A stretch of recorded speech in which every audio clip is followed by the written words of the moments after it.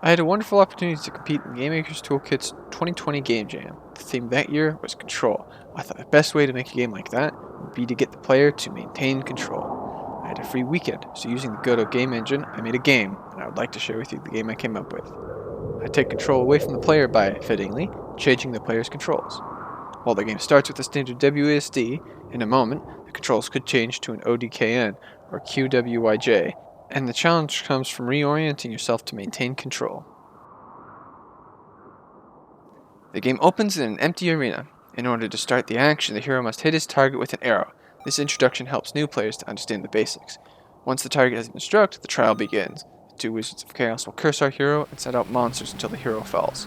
Every 30 seconds, these towers will send out a burst of energy that changes the control scheme. The keyboard at the bottom of the screen shows what the controls are at any one time. While your controls are mixed, the wizards summon monsters for you to fight. As time goes on, the blasts of energy become more frequent, and the wizards summon more powerful enemies in increasing numbers. Each of these monsters cost points to summon, and as the game continues, these towers recover points faster.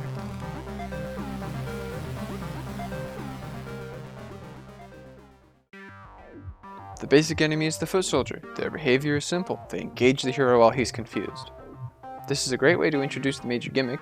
This enemy is slow and easy to predict, giving the player some time to realize what's happening. The second monster is the guard bug. Instead of targeting the player, these guys will find an unguarded collectible around the map and defend it with their little lives. If the player has started collecting coins, these guys will become a nuisance. Less confident players will see them just as things that get in the way. The third monster is the crab. This sneaky guy tries to get behind the hero to attack them. Whenever the hero is facing the crab will move aside. This forces the player to take full advantage of the new control scheme. If the crabs can get behind the player has to turn around to shoot them.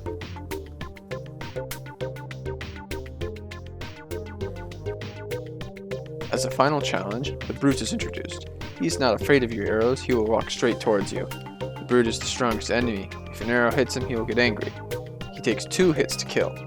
He can become dangerous if struck with a stray arrow, so as a final challenge, I think this monster is a perfect fit.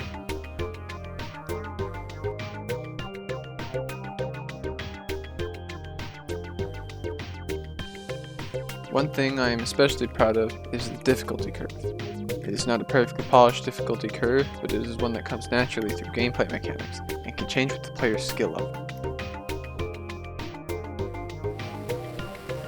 Now that it has been a year, I can look back on this project fondly. This is a game I am proud of after all, and more importantly, it's fun to play.